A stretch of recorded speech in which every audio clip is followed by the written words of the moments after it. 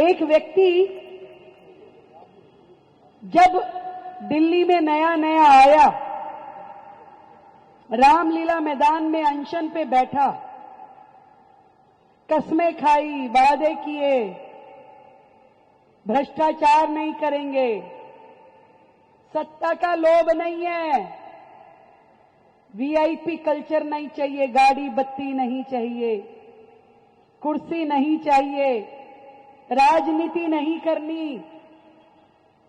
पर जैसे ही दिल्ली में सरकार बनी, अन्ना हजारे जी को अलग किया, कहिए आप जाइए, अब आपका काम हो गया।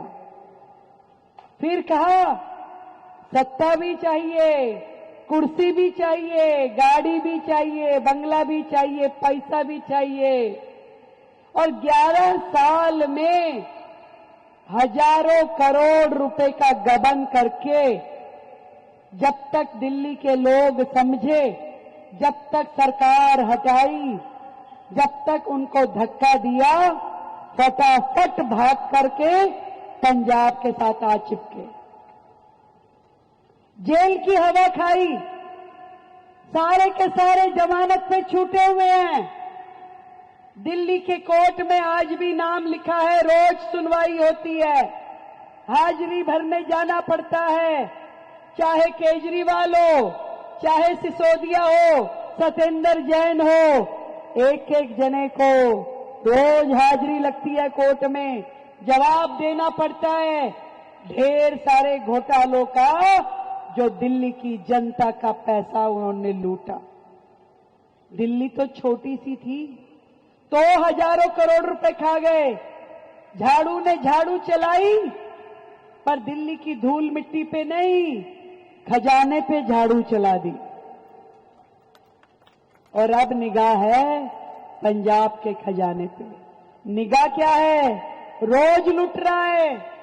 जितने साल रहेंगे, जितने दिन रहेंगे, जितने घंटे रहेंगे, आप समझ लीजिए रोजाना पंजाब का खजाना लूटा जा रहा है, जो कि पंजाब की गाड़ी खून पसीने की कमाई है, आपकी मेहनत का पैसा है।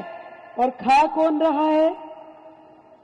केजरीवाल, उसके भ्रष्ट लोग, उसकी भ्रष्ट सरकार, उसके मंत्री जिनको दिल्ली ने धक्के मार के निकाल दिया, वो भ्रष्टाचारी अफसर जो दिल्ली के घोटालों में शामिल थे और यहां आकर के एक एक को विभाग दे दिए गए। सारे वही लोग हैं, चेक कर लेना। वो विभव कुमार जितने दिल्ली सरकार के अफसरों को कमरे में बंद करके मारा था, जिसने स्वाति मालीवाल जो राज्यसभा की सांसद थी आम आदमी पार्टी से, उसको कमरे में बंद करके मारा, तब तो केजरीवाल के मुंह में गोंद चिपक गई, कुछ नहीं बोला। जब देशभक्ति की बात होती है, जब सरकारें सरहद पे विदेशी आतंकियों से लड़ते हैं, जब पाकिस्तान को करारा जवाब दिया जाता है, तब केजरीवाल की जुबान निकल आती है, सबूत मांगते हैं, सेना पे प्रश्न चिन्ह लगाते हैं। अरे धिक्कार है ऐसे जीवन पे जो शहीद भगत सिंह की धरती से खड़े होकर के सेना के ऊपर सवाल उठाए। क्या ऐसे लोगों को वोट दोगे? ऐसे लोगों को वोट दोगे क्या? जिनके हाथ नीचे हैं वो देंगे क्या? तो एक बार मुझे पीछे से लेके आगे तक सब लोग बताएं, ऐसे लोगों को वोट देना है क्या? नहीं देना। ऐसा ठग जिसने दिल्ली को लूटा, दिल्ली को ठगा, और जिसके बारे में दिल्ली में मशहूर है कि ऐसा कोई सगा नहीं जिसको केजरीवाल ने ठगा नहीं। आज पंजाब को 3.5 साल से ठग रहा है, भूमि माफिया बनके, गरीब किसानों की जमीन हथिया के, आपका पैसा गबन करके।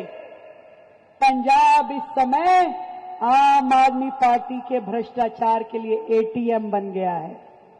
दिल्ली में जरूरत होती है तो पंजाब का पैसा जाता है, बाकी राज्यों में जरूरत होती है भ्रष्टाचारी आपियों को तो पंजाब का पैसा जाता है। और खून इतना मुंह लग गया है कि पंजाब की पावर, पंजाब की गाड़ियां, पंजाब की पुलिस, पंजाब का बंगला, पंजाब का पैसा, सब कुछ चाहिए केजरीवाल जी को। वो है कौन? क्या लगते हैं पंजाब के? जरा इनसे कभी सवाल तो पूछिए। जो कल तक दिल्ली का बेटा, दिल्ली का बेटा हूं, दिल्ली का बेटा हूं, जैसे ही वहां से लात लगी, यहां आके कह रहा मैं पंजाब का पुत्र हूं, पंजाब का पुत्र हूं, पंजाब का। अरे तुम्हारा क्या लेना देना? मोदी जी कहते हैं ना बैठूंगा ना बैठने दूंगा, काम करना होगा। और यही बात मैं कहना चाहती हूं अपने भाई जीवन जी के लिए कि कभी बैठने वाला व्यक्ति नहीं है, 24 घंटे 24x7 आपकी सेवा में कार्यरत रहेगा। एक और ऐसे जीवन जी जैसे साधारण लोग जो हाथ जोड़ के अपनी माताओं बहनों के चरणों में अपने भाइयों के लिए 24 घंटे काम करने की शपथ लेते हैं, और दूसरी ओर वो झाड़ू वाले, वो कांग्रेस वाले, वैसे तो दोनों ए और बी पार्टी हैं, चोर चोर वही है। क्या? एक कांग्रेस वाला जो कोविड के समय में जब गरीब आदमी अपने बच्चे को 2 जून का निवाला देने के लिए भी तरस रहा था, मोदी जी ने राशन भिजवाया पूरे देश में, और ऐसे में अन्न घोटाला करके जेल गया हुआ व्यक्ति कांग्रेस ने अपना प्रत्याशी बनाया है। ऐसे को वोट दोगे क्या? अरे दोगे क्या?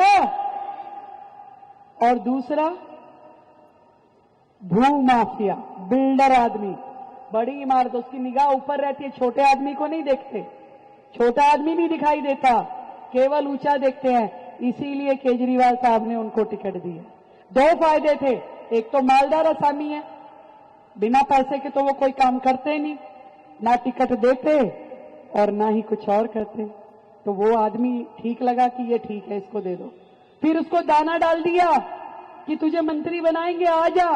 पर असल में षड्यंत्र ये है कि उसको राज्यसभा से हटा के, जब राज्यसभा खाली हो जाए तो मैं अंदर घुस जाऊं और लोकसभा में, राज्यसभा में पहुंच जाऊं, ऐसा षड्यंत्र उन्होंने रखा। क्योंकि अब ना तो विधायक रहे ना मुख्यमंत्री रहे, तो अब राजनीति कैसे चलेगी, रोटियां कैसे सिकेंगी? तो उन्होंने सोचा ये बढ़िया तरीका है, इसको लालच दे दो कि तुझे मंत्री बनाऊंगा। जब स्वाति मालीवाल ने राज्यसभा नहीं छोड़ी इसके कहने से, तो उसको घर में बुला के पिटवाया। अब इसको कह दिया कि राज्यसभा छोड़नी पड़ेगी क्योंकि मुझे राज्यसभा जाना है। तो मैं आप लोगों से पूछना चाहती हूं, ऐसे भ्रष्टाचारी आदमी को राज्यसभा भेजने के लिए रास्ता देना है क्या? उसके प्रत्याशी को वोट डालना है क्या? नहीं डालना। ये प्रण कर लो, जो लोग भारत की धरती पे रहते हैं, पंजाब जो वीर भगत सिंह की धरती है, यहां खड़े होकर देश की सेना को गाली देते हो, ऐसे लोगों को वोट नहीं देना। मेरी बहनें बैठी हैं यहां पे, याद करो वो दिन जब पहलगांव में आतंकी हमला हुआ था और उस आतंकी ने उस बहन को ये कहा था, उसके पति को मारते हुए, कि जा बता देना अपने मोदी को। जब रो रो के उसने ये बात टीवी पे कही, तो मोदी जी ने एक क्षण नहीं लगाया, सारी सेनाओं का रुख पाकिस्तान की ओर कर दिया। एक दिन में सारे के सारे आतंकी अड्डे उड़ा दिए, केवल उस बहन के कहने से। तो बताइए, हम बहनों का, हम महिलाओं का मान सम्मान बढ़ाया कि नहीं बढ़ाया? ऑपरेशन सिंदूर नाम रख के हमारा सम्मान बढ़ाया कि नहीं बढ़ाया? हमारा सम्मान बढ़ाया, हमारा मान बढ़ाया। और आपके ये लोग, ये आप ये उन पे भद्दी टिप्पणी करते हैं, उन पे प्रश्न चिन्ह लगाते हैं, उनको गाली देते हैं। देश की सेनाओं को, आदरणीय प्रधानमंत्री जी को, ऐसे लोगों को वोट देना है क्या? नहीं देना। देखो माता जी कह रही है नहीं देना। अरे अगर हमारे देश में एक भी व्यक्ति ईमानदार है, देशभक्त है, तो पूरे देश में कहीं भी कोई आपिया नजर आ जाए तो उसको झाड़ू दिखाना और झाड़ू से ही उसको सफा कर देना। करोगे कि नहीं करोगे? जब भारतीय जनता पार्टी का प्रत्याशी आपके दरवाजे पे आए तो उसे कमल दिखाना, कांग्रेस वाला आए तो उसको उसका निशान दिखाना, झाड़ू वाला है तो इसको उसका निशान दिखा देना। ठीक है ना भाई? तय हो गई बात? तय हो गई ना?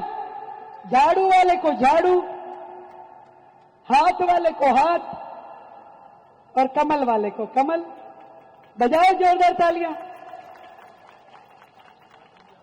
तो कमल खिलेगा, लुधियाना में कमल खिलेगा।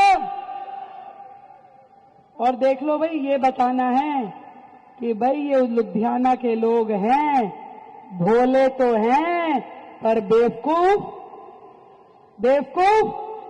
और काठ की हांडी एक बार चढ़ गई, वो बेचारे विधायक जी जिनका देहांत हो गया, वो दुखी मन से धरती से गए, जो दुखी थे इस आम आदमी पार्टी से, जो कहते थे कि अन्याय हो गया पंजाब की जनता के साथ। उन्होंने अपने हाथ से कुल्हाड़ी ली, हथौड़ा लिया और पत्थर तोड़े उद्घाटन के कि जब ये लोग पंजाब के लोगों का कोई काम नहीं कर सकते, कोई एक वायदा उन्होंने पूरा नहीं किया। किसानों को बोला तुम्हारी फसल का दाम देंगे, दिया क्या? महिलाओं को बोला 1000 रुपया देंगे हर महीने, दिया क्या? नहीं दिया। युवाओं को बोला रोजगार देंगे, दिया क्या? नहीं दिया। कहा ड्रग्स खत्म कर देंगे, नशा खत्म कर देंगे, किया क्या? आज भी पूरे पंजाब में चिट्टा चल रहा है, घर बर्बाद हो गए, युवा बर्बाद हो गए। पर ये नशाखोरी सरकार जो खुद नशे में धुत है, इन्होंने पंजाब की चिंता नहीं की। अरे इन्होंने दिल्ली जैसा शहर, देश की राजधानी, पाठशाला का नाम लेके कि पाठशाला खोलेंगे, पाठशाला नहीं खोली, मधुशालाएं खोल दी हर गली में। ऐसे लोग बेईमान, भ्रष्ट, समाज के गुनहगार, ऐसे लोगों को वोट दोगे क्या? बस मैं तो इतना चाहती हूं, दिल्ली ने लात मार के यहां भगाया, आप यहां से वहां भगाओ, तिहाड़ इंतजार कर रही है। इस बार लुधियाना वेस्ट की ये सीट पे इतना कमल खिला दो कि 2027 का जब चुनाव हो तो लोगों को पता चल जाए कि आज से ही इस आम आदमी पार्टी का काउंटडाउन शुरू हो गया है। शुरू हो गया ना? धोखे में मत आना। भोली सूरत, दिल के खोटे, नाम बड़े और दर्शन छोटे।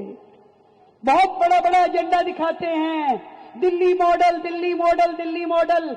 दिल्ली मॉडल की सच्चाई बता रही हूं, बर्बाद कर दिया दिल्ली को। 11 साल के शासन में दिल्ली को 50 साल पीछे फेंक दिया।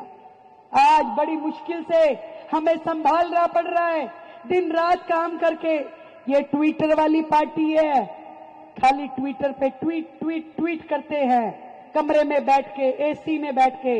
इनके बस की नहीं है सड़कों पे काम करना, गांव देहात में काम करना, जनता के लिए मरना। कभी केजरीवाल साहब दिल्ली की जनता के बीच में गए नहीं, कभी झुग्गी झोपड़ी में जाके खड़े नहीं हुए, कभी कभी गरीब के दरवाजे पे जाके खड़े नहीं हुए। अपने यहां बैठ के अमीरों को 56 भोग खिलाना और अपने आप को आम आदमी कहना,